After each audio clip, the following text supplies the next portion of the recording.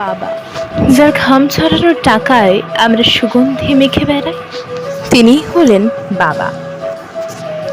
বাবা মানে হাজারটা সমস্যার সমাধান এক নিমেষে।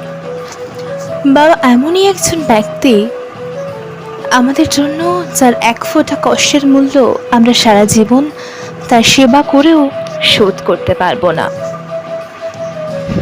যে কোনো পুরুষই বাবা হতে পারে, কিন্তু প্রকৃত বাবা হতে কিছুটা বিশেষত্ব দরকার। একজন বাবা তার সন্তানকে ততটাই ভালো বানাতে চান যতটা তিনি হতে চেয়েছিলেন। এই পৃথিবীতে একমাত্র বাবাই এমন এক ব্যক্তি যে নিজের চেয়ে নিজের সন্তানকে এগিয়ে যেতে দেখতে চায়। বাবা শুধু একজন মানুষ নন, শুধু একটি সম্পর্কের নাম নয়, বাবার মাঝে জড়িয়ে আছে বিশালত্বের এক অদ্ভুত মায়াবী প্রকাশ। বাবা মানে সারাদিন কঠোর পরিশ্রমের পরও হাসি মুখে বাড়ি ফেরা।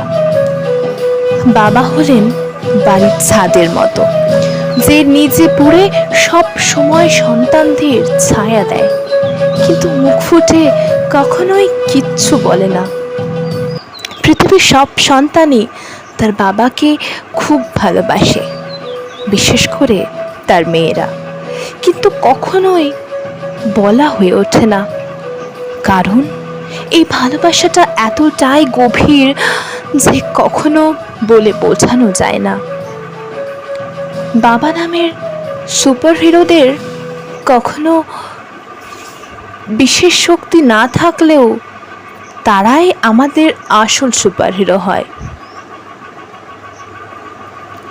পৃথিবীতে সবাই তোমাকে ভালোবাসবে, সে ভালোবাসায় কোনো না কোনো প্রয়োজন নিশ্চয়ই লুকিয়ে থাকতে পারে, কিন্তু বাবা বাবা এমন একজন ব্যক্তি যে কোনো প্রয়োজন ছাড়াই তোমাকে ভালোবাসবে চিরজীবন।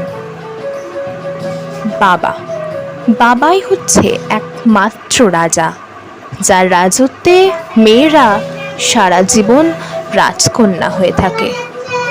একজন বাবা হলেন একজন বন্ধু, যার উপর আমরা সর্বদা নির্ভর করতে পারি। ঘামতে দেখেছি কিন্তু কাঁদতে দেখিনি, উনি হলেন বাবা। বাবা মানেই একটা ভরসার হাত। বাবা মানেই মেয়েদের কাছে অনেক কিছু। একজন মেয়ে তার স্বামীর কাছে রানী নাও হতে পারে, কিন্তু প্রত্যেকটা মেয়েই তার বাবার কাছে রাজকন্যা।